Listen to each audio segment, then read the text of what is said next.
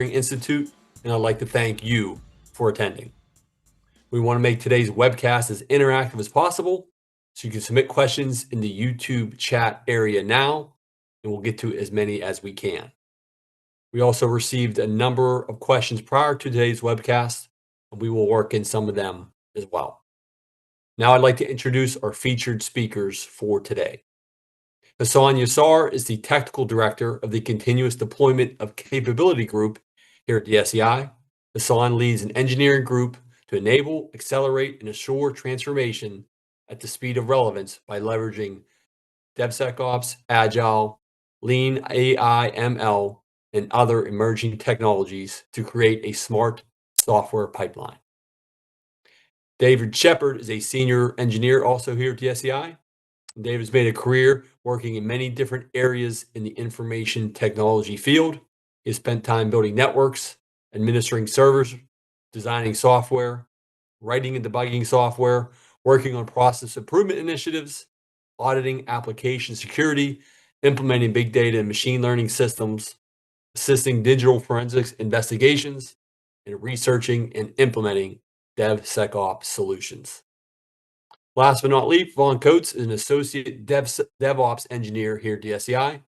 And Vaughn works at the intersection of strategy, security, and engineering. His work architecting secure software solutions drives decision-making and brings clarity and structure to ambiguity. Welcome, Hasan, David, and Vaughn. Hasan, now I'm going to turn it all over to you. And thanks so much, Shane. I'm really excited to be part of this great discussion right now. So we're going to talk about the Polar, but really at what the Polar is, start a little bit background about this project. We always struggle to find out what is really behind the scene about the DevSecOps pipeline. What is the really unknown that we don't know? We are trying to find out what is unknown in the pipeline perspective. So we had a couple exemplaries that was our SEI clients and customers. We work in their DevSecOps environment, which is called as the software factories. We always ask about it, what is really going on under the hood in their DevSecOps pipeline? So we built up a solution. That solution was very effective to cover up any unknown problems in an environment. And after that, we ended up creating an open source version to really improve the observability of the DevSecOps pipeline. We call it as a Polar. So we're going to talk about the Polar today with David and Vaughn together.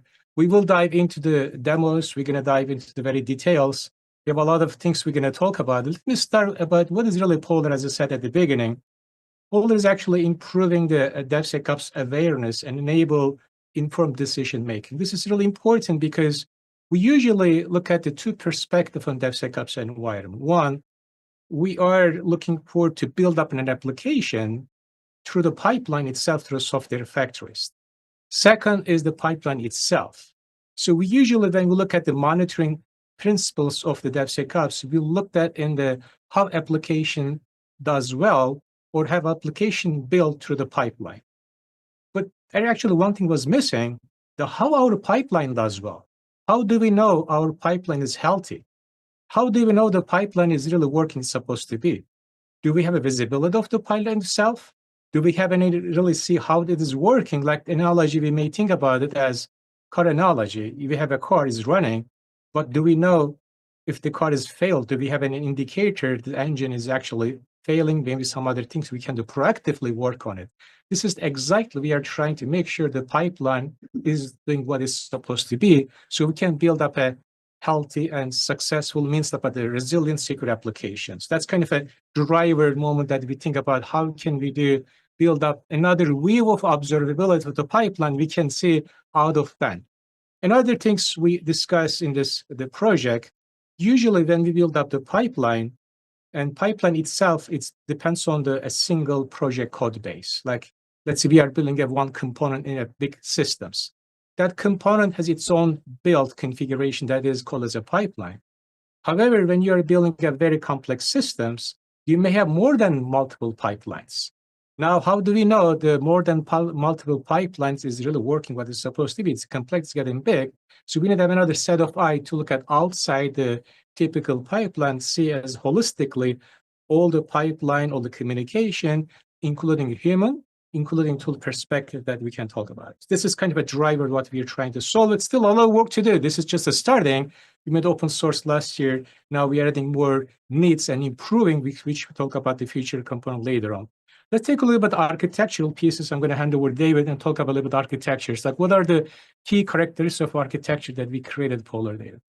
Yeah, so what we tried to do when we started laying out the architecture for Polar is we wanted to build a system that would be what we call a secure by default architecture, which would work with our typical customers.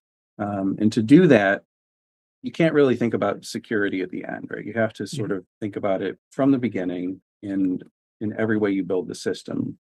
So that started, that spans the whole tool stack. It's from our choice of implementation language to the technologies that we're using, zero trust, for example, and how we manage certificates, just the way things communicate with each other. The whole stack, security is baked in.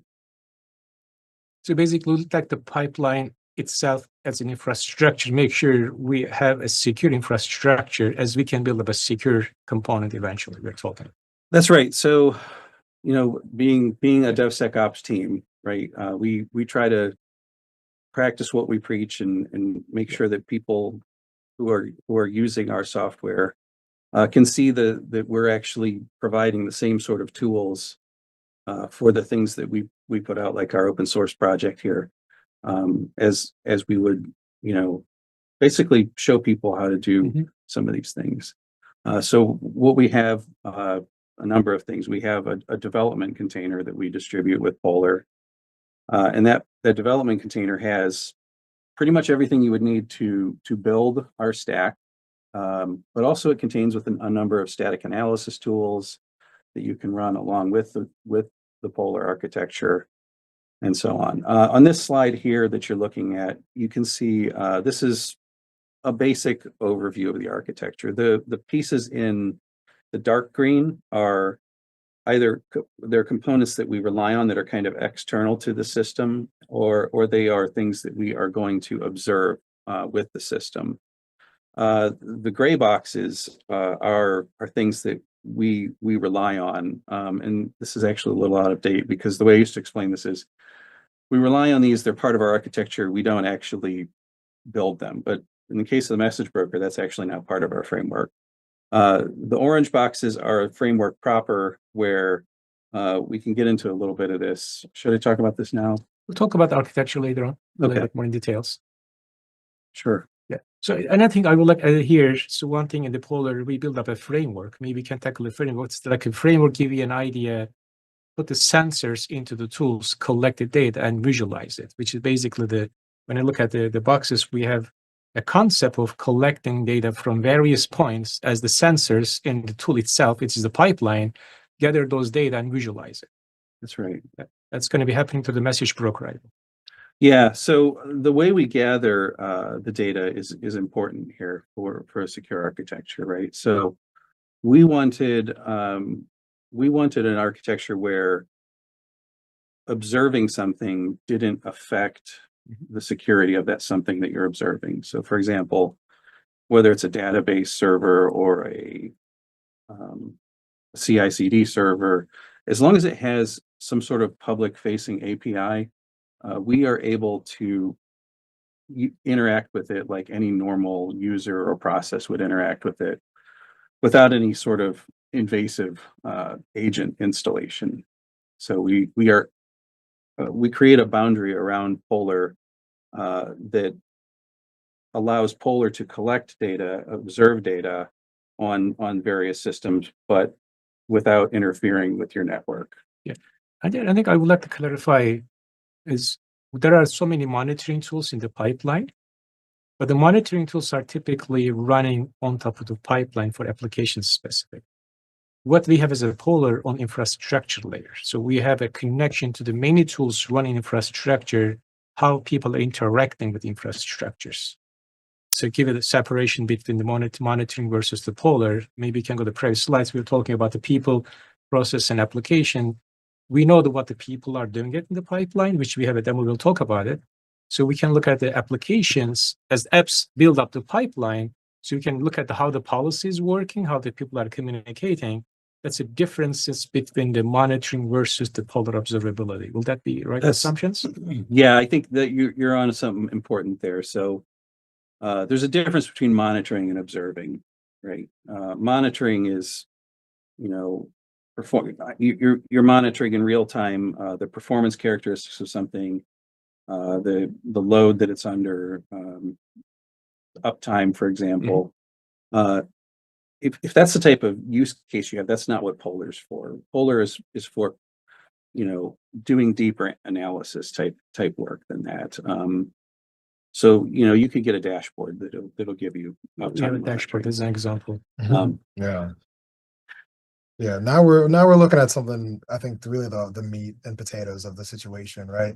Something that I think the distinction between monitoring and observability highlights is that a lot of the monitoring tools that are available today really only show you what they are incentivized to show you, right? They kind of tackle a very specific piece of the observability problem, trying to show you things like either your hardware metrics, right, or user connectivity and user activity. But observability is about looking at your entire pipeline. And if you look at your pipeline as more than your CI/CD workflow, then you can start to kind of realize very quickly, that a lot of the information you're looking for is in very disparate and fragmented places, right? It's not always complete. And so if you're trying to look at, how all of these different systems and these different environments interact with each other and depend on each other, you then end up in a situation where you have to go around asking a lot of different people a lot of different questions. And that's what we're trying to really solve here by taking this information, using our various observers, and then putting it in just one place that, people can just directly ask questions about without having. But also we are adding a user as a people into the graph and Yes. and the dashboard as well. It's not just collecting what the tool does. We're also collecting data, how people are reacting or communicating with the tools too, which is the kind of both ways. Yeah. And the way I usually say that is we allow people to look at their data and think about their data the way they as an organization want to think about their data, not as some specific set of tool vendors may have decided that their data would be presented to them. Well, we can go to a couple use cases, give us a little bit idea for audience, like where we can use. It's a pipeline, but there are a lot of use cases we can take it at different angles. Like one use case we can think about for the financial forecasting systems where you can use. We'll talk about a couple use cases.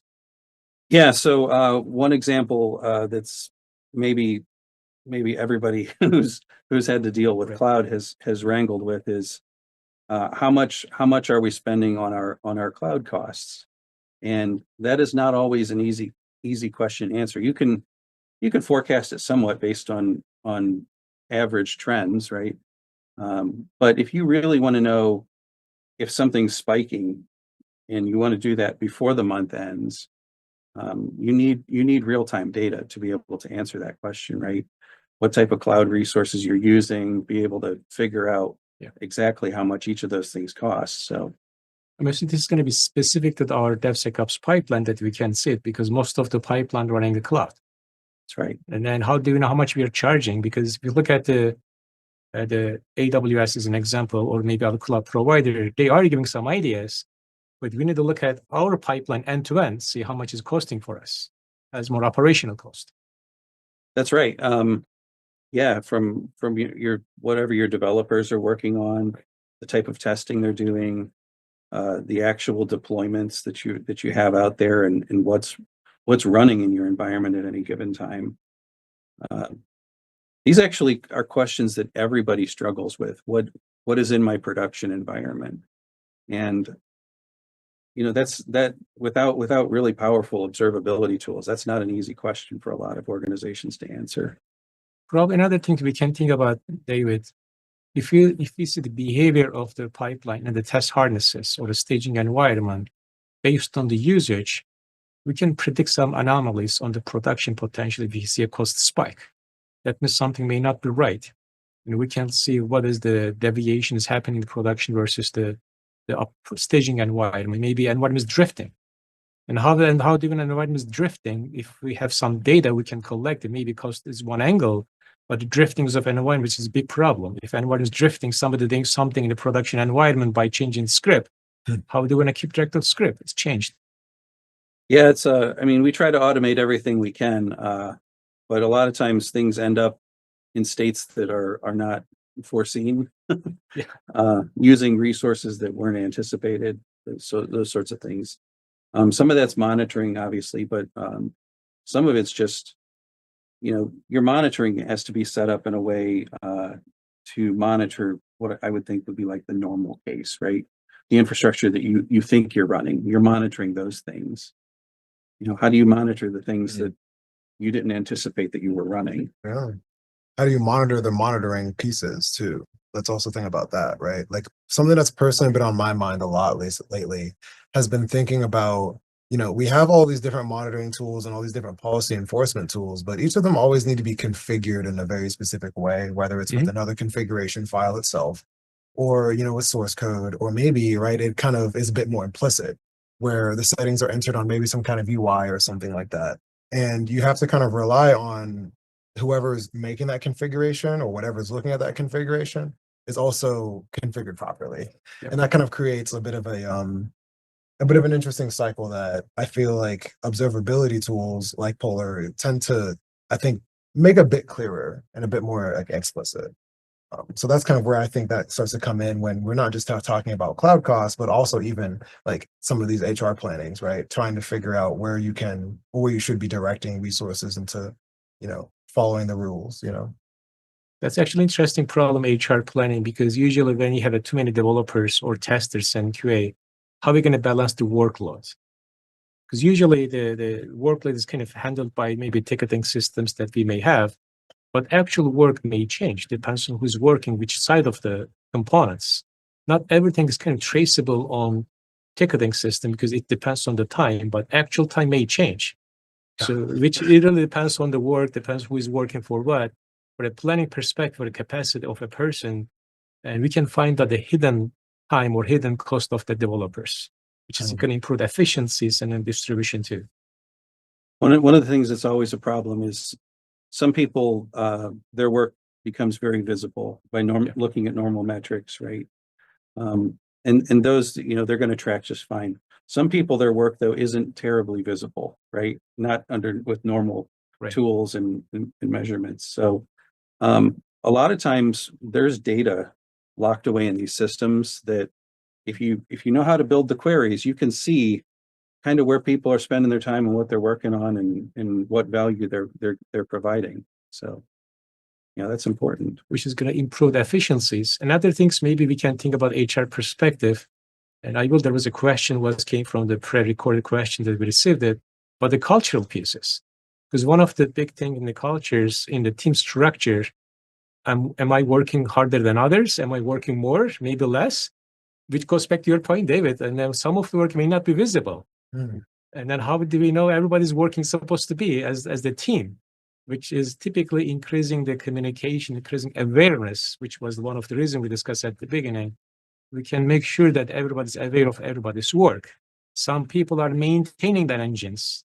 Some people are really maybe painting more much visible, but who's maintaining the engines may not be visible. So we're hoping that gather that type of data and have a better HR planning and build up a good cultural between the team structure as well, which is about the sharings and talkings and make it visible. And this is going to make it visible work as well, who's working for what. Yeah. So I'm going to tackle one more scenario, so now that we can dive into the demo. One is about risk management. This is actually interesting, risk management, how the risk is really helping and with the observability that what we have. Yeah. Where did you have a specific scenario to think about this here? Is more about kind of approval, and then there's some potential tool changes that we may have in the. Oh, right. So compliance. Everybody has to deal with compliance issues today. And so sometimes you have things deployed in your production environment. You may have compliance concerns or questions about. How do you even know what you need to go look for to see if you're complying with various regulatory needs, right? by building a knowledge graph and really putting this type of information into it, you can actually begin to think about and look at some of the places that you might have exposure, or where your mitigations are currently at for your compliance, and handle them systemically, right, across your DevSecOps environment. We can also tackle about the authorized to operate concept as well, because if I know my platform, if my platform does what it's supposed to be, potential non-security risks and the controls in the pipeline, because every tool has to be configured with the pipeline that has have a security controls in it, like access control, and some other control should be in place, and using tokens or access based on the role access based, or maybe compartmentalized based on the data segregation. These are the potential controls we can observe under the hood and see if it is really doing what it's supposed to be. So we can really make sure that the pipeline handle all the controls. We can see that, and we have a continuously improving the pipeline.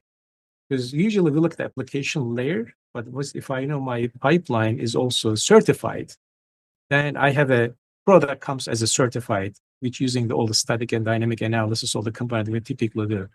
This is another way we can see, do we have the right implementation of the controls? Yeah. So to your point, I see where you're going with this now. So you start out with a set of controls that you might have to implement, and you can implement those controls. And there's various tools out there now for implementing controls and checking that those controls are implemented. But ultimately, what do you, like you were saying, what checks that those things that are supposed to be enforcing your policies and your controls are actually working the way they're intended to, right? And they don't always work the way they are intended to, right? Or maybe they don't capture everything. For instance, maybe your environment has more than one CI/CD server, right? That happens. Somebody set up the gateway to enforce a particular control over the CI/CD's output, but they didn't know that there was this other CI/CD server, right? In large environments, this happens, right? So exactly, which is a big findings for a risk and then the security perspective pipeline. I think we have enough discussion on this slide. Probably we should go to the show, look at the actual code, because I'm so eager to see what's happening. Let's go to the inaction of the poller. Let's see how it is going to work. So let's start with the how the people they're going to start to download the open source version. It's a little bit quick, showcase about like how they can download it, what's the first step they can start it, and after we can have a local demos, we can go to the scalable version of it. Absolutely. I think that starts with a real quick tour of the source code repository.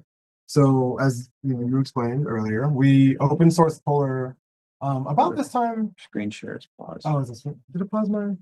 Oh, sorry. Let me go ahead and actually share that. It's got a resume button. It happened, yeah. Actually,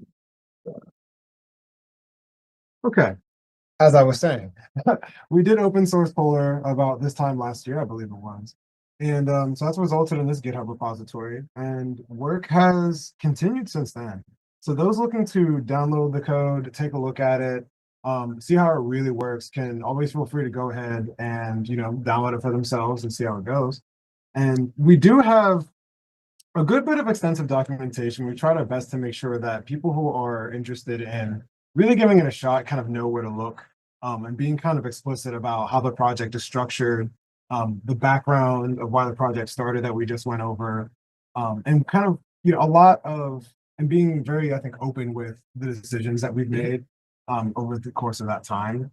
So what I'm going to do is actually come down here to make sure that we can get started. And the first thing that anybody should really do after actually cloning code, of course, is make sure the configurations and environment are set up. So something that I try to make sure of that is always present is a .env file, or a .dot file as they're typically called in development workflows. I have one of my own that I've configured because each of these agents, the message broker included, which we've also added to the source code repository, are currently configured with environment variables. Something that we probably should have mentioned earlier on the architecture screen was that Each of these agents and the message broker all communicate through mutual TLS and secured connections. And so they require TLS certificates to be present. There are multiple different ways that users can go ahead and create their own. We've gone ahead and automated that for us, which I've also done ahead of time. But other than that, one of the things that I think a lot of developers are also familiar with is Docker Compose. So without further ado, I'm going to go ahead and try to get that started. If there are We also use the Nix container too. yes, That's interesting. We should talk about too. yeah. So one thing at the highest level, right? David mentioned earlier that we have a development containerized development environment. And the tool of choice for building this environment, at first we relied on Docker like a lot of, I think, other tools, a lot of other teams tend to. But we actually ended up finding Nix because the one problem that we ran into a lot of the time when trying to demonstrate this, right, was figuring out how to actually, again, just set up the environment so that we can just sort of get ready and go. And that was even before like figuring out environment variables. We were talking about how to get, a C compiler for Rust, how to get OpenSSL working for our encryption and our mutual TLS. And of course, like the Rust toolchain itself. Right. And so we use Nix to kind of bundle all that up together and then build our development environment. But we've also used it to automate a lot of our CI/CD processes as well, just to really just take the load off our shoulders of trying to figure out how to make sure that our development environment, our CI environment, our production environments have this kind of what we've been calling parity, so that they can be together. So I'm personally, since I'm here on my local host now, and my environment's configured, I have actually been able to just prepare for this, but that was one of the things we chose to do. Yeah, there's a general assumption when people are working with containers is they use Dockerfile, that they have a repeatable build process. And it turns out that unless you're really, really careful about how you build that Docker file, it's not going to be as repeatable as you think, especially as time passes. And so one of the things that Nix gives us is the ability to pin exactly every dependency and every version of every dependency that goes into our tool. It's self-contained environment that we can think about it. Yep. That's kind of the idea, right? Yep. So and because I luckily already have these containers built on my system, I am going to go ahead and rely on Docker Compose to kind of set up with my infrastructure. As Dave noted earlier, we don't just have a message broker, but we're also, of course, using a graph database, particularly Neo4j in this case for now. So like I'm going to use my Docker Compose to spin that up. So if I switch on over to, turn over to Z, I think it just took over. It did. Oh, sorry, guys. Lots of tools. Lots of tools. PowerPoint. Thanks, Microsoft. Yeah, so I'm going to go ahead and spin up my Docker Compose to get myself my graph database and my message broker.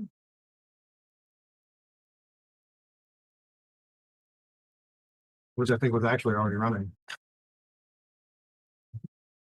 So it's going to recreate those. Yeah. All right. This is how you might run it as a local developer workflow. Absolutely. This is actually a big part of my workflow personally. Because while it's, of course, as we mentioned earlier, we've containerized a lot of these services. So it's very much realistic for a user or a developer not to just run the base infrastructure, right? Giving themselves a local copy of their database and the message broker to connect to, and of course, setting up all the TLS. But of course, it's very much reasonable to use Docker Compose to go ahead and run all the observers you want, right? If they're added as just different services in that YAML file. For now, though, I'm going to give a look at it live. And since we are here running on my local system, there is a note. So as I mentioned earlier, Polar is configured primarily through environment variables, but there is one in particular, as we are still working on the system, that I must configure manually, which is the actual cadence that the observers run on. So by default in our production system, we kind of observe the systems every 5 minutes, particularly GitLab, because what we've actually ended up finding out through our Rust implementation was that a system like GitLab does not tend to handle being observed very well at a frequent cadence. So I am going to go ahead and bump that down. I'll go to my entry point here. So basically, you're configuring your environment to connect to the DevSecOps pipeline from your laptops.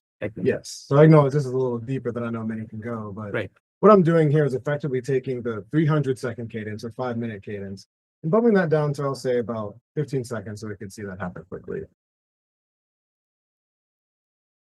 And then I'm going to go ahead and change directories to the observer itself. Does that look okay on the screen? Yes. Go ahead and source my environment variables, as I mentioned before. Can't show you guys that, unfortunately, because we do authenticate with GitLab in order to run this. Once that observer is configured and my environment is set up, I'm going to go ahead and use REST Package Manager Cargo to run the observer. Once my Mac catches up, I'm going to go ahead and actually open another terminal so we can then run the information processor, as I've been calling it often, the consumer, which will take all the information that the observer observes from the message broker and actually transfer that as Cypher queries into the Neo4j database. The Neo4j database is running your local machine as well. Yes, that is a part of the Docker Compose, which is still up. Technically, if we get a Docker Compose from the GitHub and then GitLab, then we can stand up everything by configuring an environment. That's right. Quick start. For a developer workflow, you can run this all on one system. For like a production use case, this is meant to be deployed as a distributed system. Which we talk about later on the production environment too. Oh, Cargo. One thing about REST people say, compile times. You have to compile something right now. Well, no, I mean, like I changed the cadence. Change something. Yeah, Right. and that's part of it. Right. So probably we can go to the scalable version, see in an action if you have any node databases. Yeah, I can actually give a live look at what a real production database looks like while this pops up. It's coming up. Although it is coming up. There it is. There it is. There's our observer actually running finally.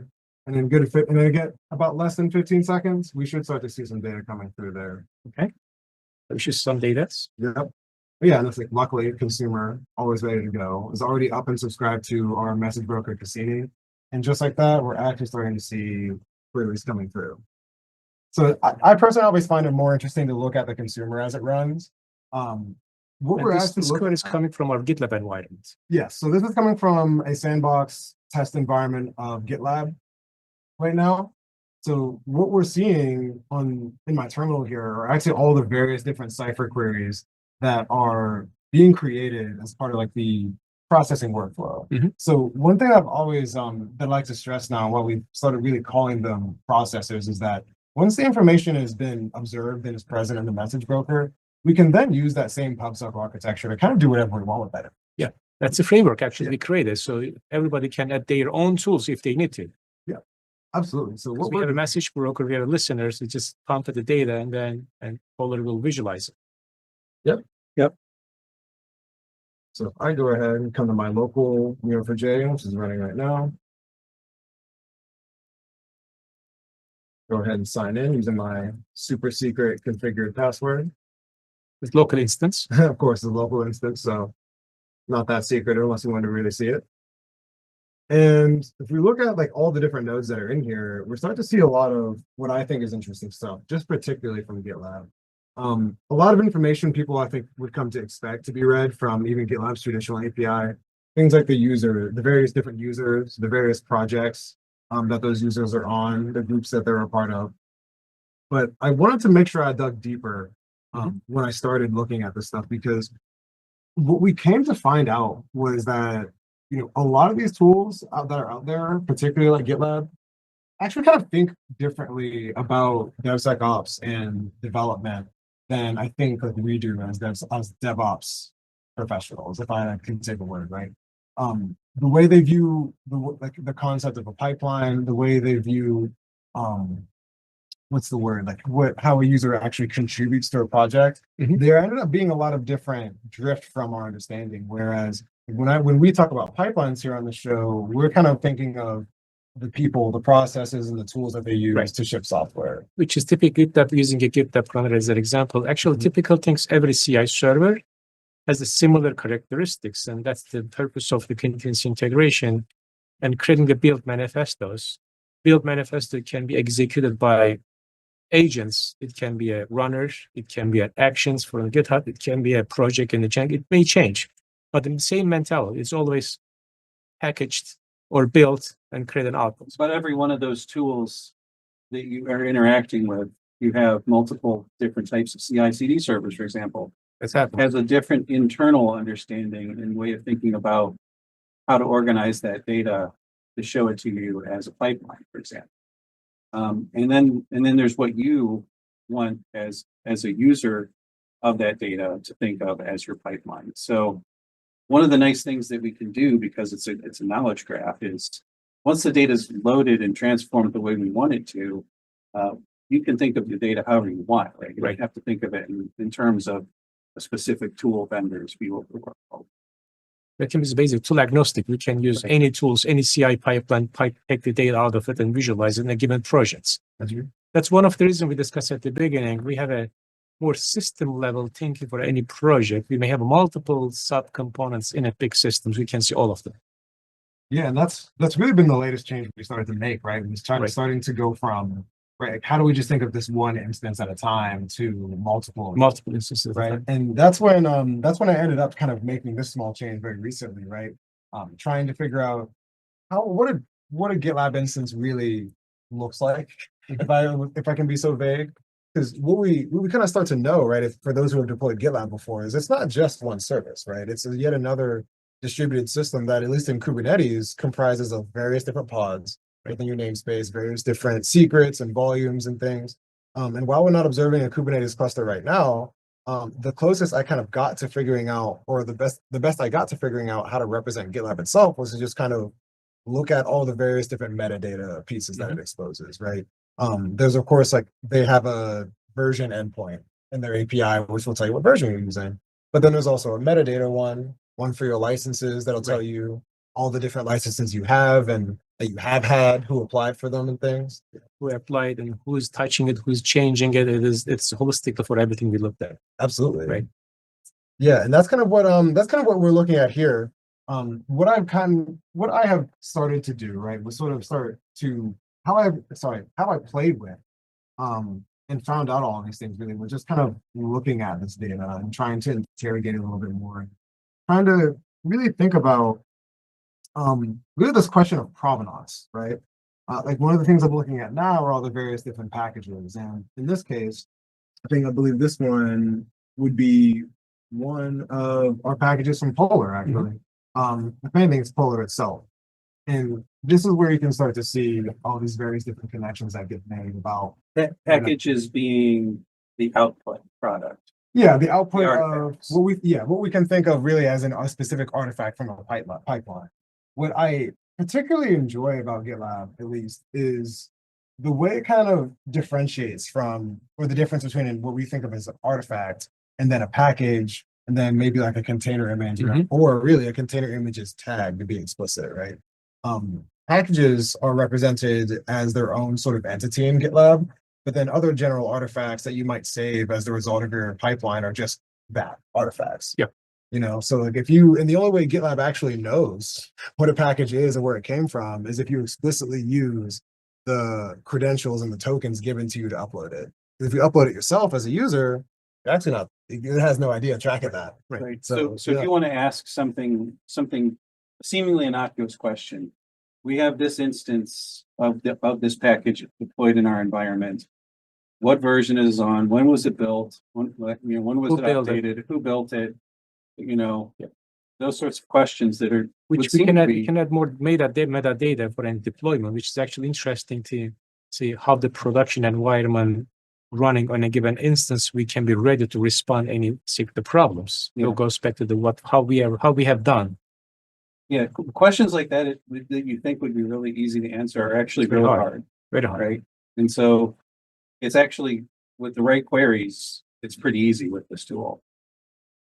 Something I want to try while we have here is just kind of looking at all of the various different container repositories. And writing cipher. Yeah.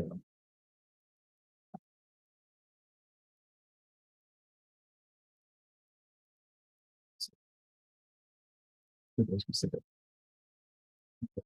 We'll just do that. Right, this is a particular query that I'm starting to enjoy. It's actually looking at all the various different container images and their tags. And what we're looking at now actually is every single container repository and every single container image tag that we've been able to observe from our GitLab instance. So something that I didn't know, and maybe some people in the audience don't know this, is that I wasn't really sure that there was a difference between a container repository and a registry, but there are, right? There are. I wasn't aware of that, right? Because how GitLab thinks of it, GitLab thinks of it in the same way. This goes back to the look at what is going under the hood. Yeah. That's exactly the problem we are trying to solve it. Yeah. Because when you look at the top level from any tools, you may not see everything because tool is going to tell you what the capabilities are. But with the Polar, you can see everything else. So I usually the analogy is we don't want to bend our processes. Let's bend the tool to serve our needs. So Polar is actually helping us to use our policies and procedures. Use any tools, doesn't matter because we can see everything technically. That's exactly what you see the container registries and then all the container repositories together. Because why I like this particular query so much is when we couple it with our Kubernetes observers, we start to get a very powerful look at our pipeline. Right. Because now if we start looking at things like deployed pods and the container images within them, and we can I think it's it's a simple step, right? To kind of look at the container image's full tag, including the URL or the path where that container image came from, in any particular repository node, a link can be directly addressed between those two, right? Yep. And then we can start calling that provenance. We see the relationship as well too. Yeah. Probably we can segue to the scalable one. I know we have a live scalable environment that we can go. This is you're running at local machines. Yeah. Let's make a much bigger view of the Polar that we have. Yeah, absolutely. Because I think even as time goes, if I actually switch tabs over here, now we're in dark mode, right? The real deal. I think the last thing I was looking at was more or less the same query, just with some different colors as we're in a different instance. But this is a live database of our deployed services. And for those looking at the nodes, you might actually notice we do have some Kubernetes data in here, like all of our various different pods and their persistent volumes. So a query that I want to make is I'm going to try to look for. Queries can be scripted. Everybody can query any type of artifacts or attribute they would like to see from the pipeline, which is giving a lot of data for us. It's up to how are we going to use those data, which purpose. That's right. Yeah, you can.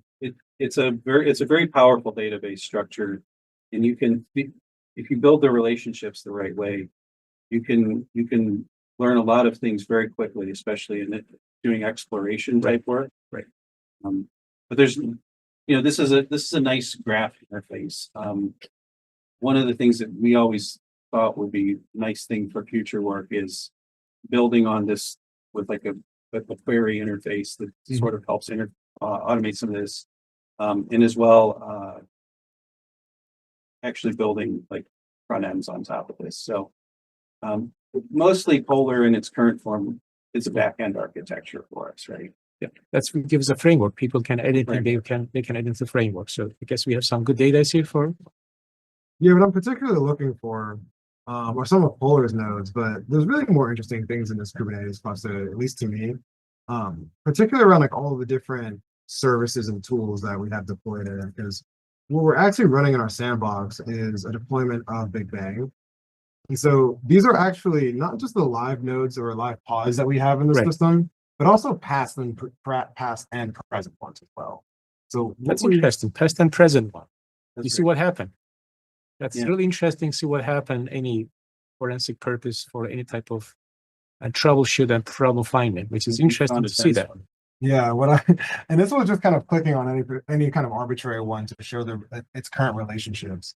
So what I'm assuming is looking at from even as far away from my screen as I am, right? If I reveal the relationships between one pod, what I'm looking at, right, are that particular pod's different associations with its volumes, its secrets. And what this is telling me right away is that there are all their various different pods in this whole, what I'm calling, I guess I could say a cloud of nodes here that are also using those various different resources, like those volumes, those pods, those secrets, and container images as well. And we can see the problems here too, because it's going to show us what the relationship looks like, all the backend components with the past and the current. And if it is not working, we may be able to catch it right away. That's kind of the next step of taking an action. Yeah, there's really no limit to the ways that you could potentially use this, right? If you're as a troubleshooting tool, as a tool for hunting down where you're spending your cloud costs at, Right. trying to find something that was revealed in a vulnerability scan and ended up in an SBOM, right? You can do the forensic analysis if you want to figure out exactly where that thing exists in your live environment. Right. I know we have some queries that we discussed one at the past about using a people. Let's see who is really committing the code in somebody, which we can see the person's contribution to the work as well. We can write the queries and look at people are contributing. Which developer are touching which projects? Yeah, That's in there. yeah. We can There's, see- I know there's a particular relationship. I believe it belongs to. Yeah, There you go. yeah. These are the various different. Yeah, GitLab projects. These container repositories belong to that one. I think there was also. Oh, just I'm a little blind to. Yeah, I know a lot of GitLab users are also in this graph as well. Something that I have been kind of going back and forth with myself about as a feature of this, right, was representing the Git commits themselves. I know that can start to become, I think is a very large piece of like data set, right? But what we can then do, right, is tie those commits already to the pipelines that started them and all the artifacts that came out of Yes. that. And as we know, Technically, we can see, let's say I'm Hasan, I'm contributing multiple projects. Mhm. Can I see one dashboard, which project I'm contributing?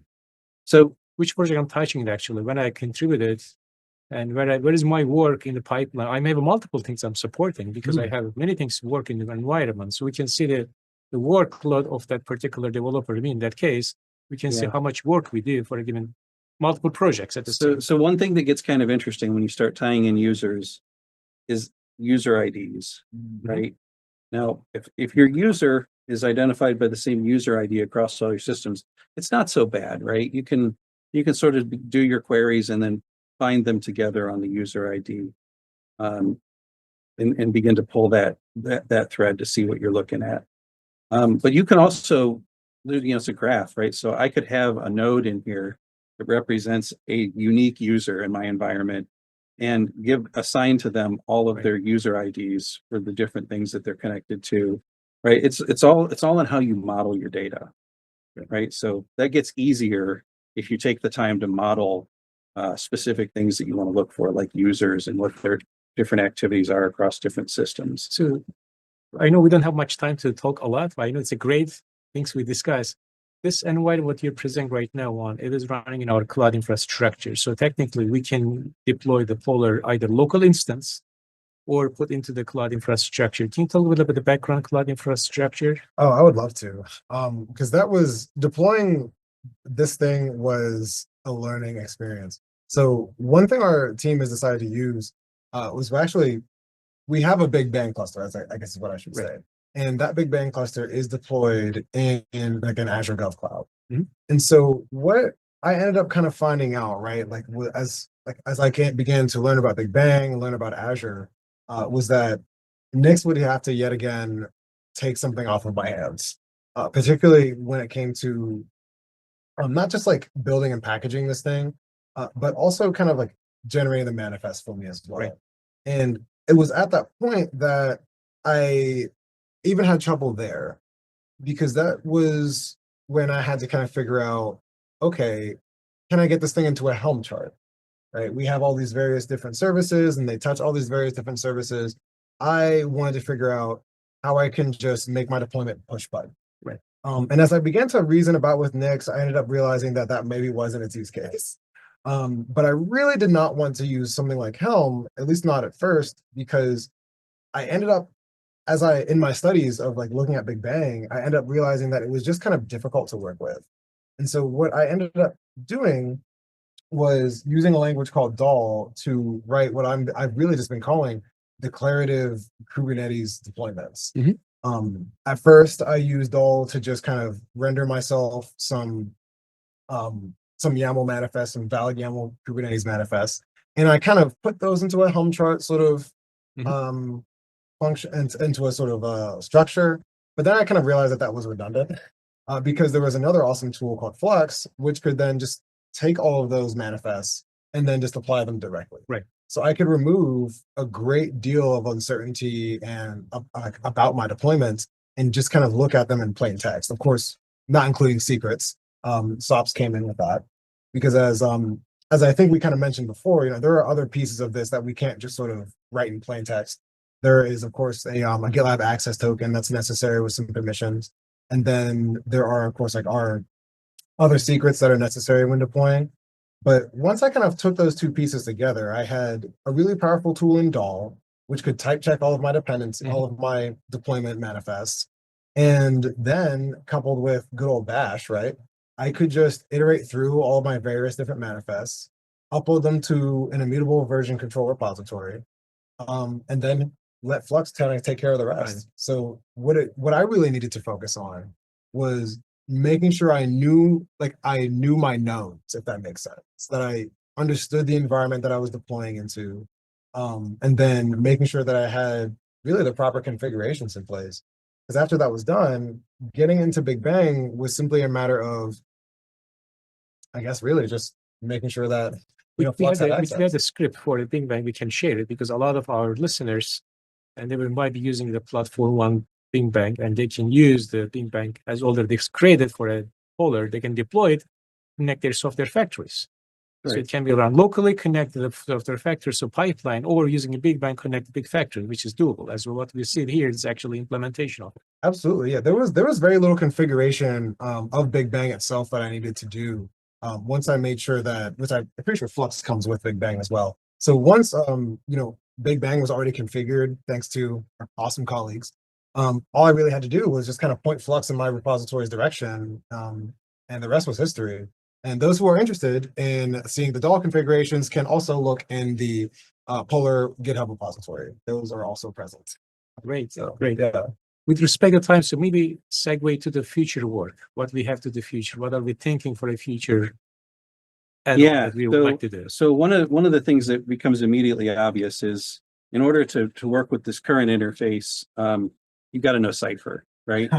And Cypher, it's a nice enough language to work in, but it presents a learning curve for some users, really anyone who's never used Cypher before. One nice shortcut for that, since we live in the age of generative AI, is if you can describe your data to the generative AI, it will write the Cypher for you. Or we can use the Gen AI as using those prompt and queries, and then we can build it too, which is another interaction and get into Gen AI into the Polar as well, which we were thinking. Yeah. Just instead of having it write you raw queries, right. writing a proper front end using the generative AI. So that would be another one. Another one. This is more of a mechanics sort of thing. Is supporting different database backends, not just Neo4j. There's a lot of reasons to do that, but it's probably we're using Neo4j for the visualization pieces. The collection mechanisms, message, and brokers are in the core Polar capabilities. Everybody can use anything that they can. That's right. Can build it as a visualization on top of it. Yeah, we always wanted to support more than one database for that reason, right? Right. For us, it's a framework. It's not a product. It's it's an idea. It's an idea, right? So what else we can add? Like I know AI is keep shaping a lot of work right now, which is kind of a lot of discussion. We may talk about AI for DevSecOps or AI, but the Polar, since collecting a lot of data from an environment, it's going to be most likely using AI for the perspective, adding more capabilities in it, which Gen AI can help. And other things we were looking for, let's make it more contextual basis. If I am looking for a behavior or some sort of a patterns of the developers, an example, we can do some behavior analysis on patterns and how things is working. We can collect a lot of data and make more predictive analysis of our pipeline itself, which is another things we can add in the futures. Yeah.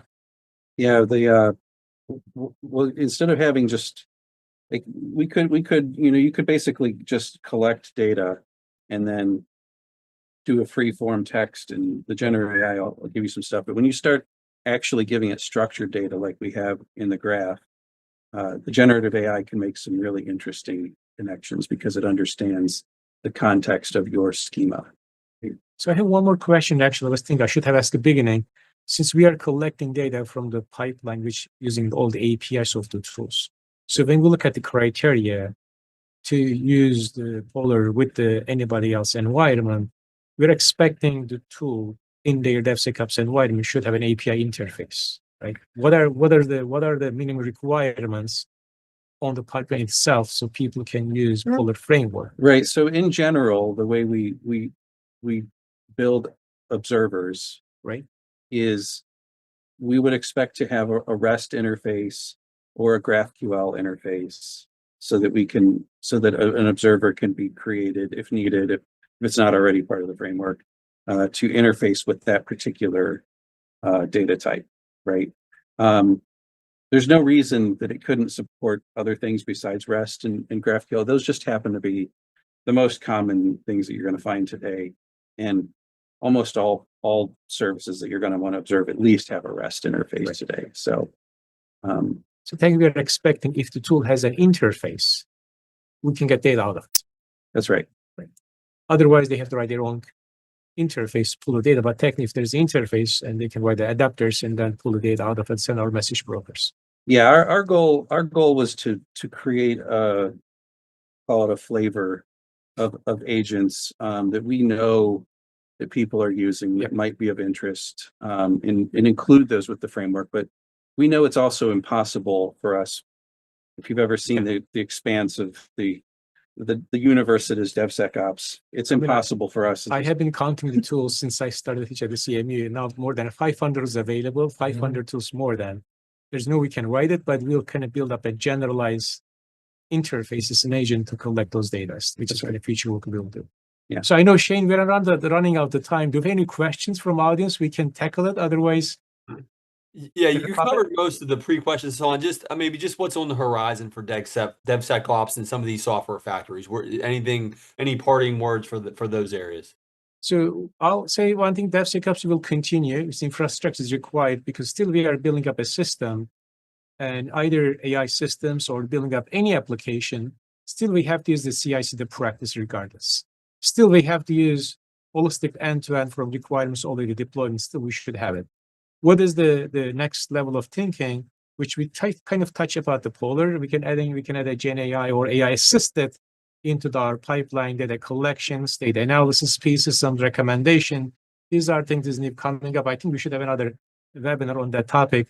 What are the improvements we can see as a helping of Gen AI into the new era of the DevSecOps, and what will be another topic we should discuss. But it's a long things, but definitely is helping in improving the efficiency and productivity. I can say that. Right. So I guess we wrap up, and I know we have work to do. One last comment, and I would like that from you. I guess if anybody wants to contact with you and our team members, best way go to the GitHub space. And Absolutely. We have our names over there from SEI GitHub space. Maybe we can show one more time, as the closeout. So and people, we would like to hear from everybody how the tool is interacting, how tool is really helping. We are open to have any feedback so we can improve for the community. Please let us know and send us email or be contribute in the community voice so we can improve and we can get a feedback and get a better observability for the community as a DevSecOps perspective. David, Hasan, Vaughn, great demo today and great discussion. We thank you for sharing your expertise, and we thank you all for attending today. Upon exiting, please hit the like button below the video window and share the archive if you found value. You can subscribe to the SEI's YouTube channel by clicking on the seal in the lower right corner of the video window. And any questions from today's event, as Hasan mentioned, please send email to info@sei.cmu.edu. Thanks, everyone. Have a great day.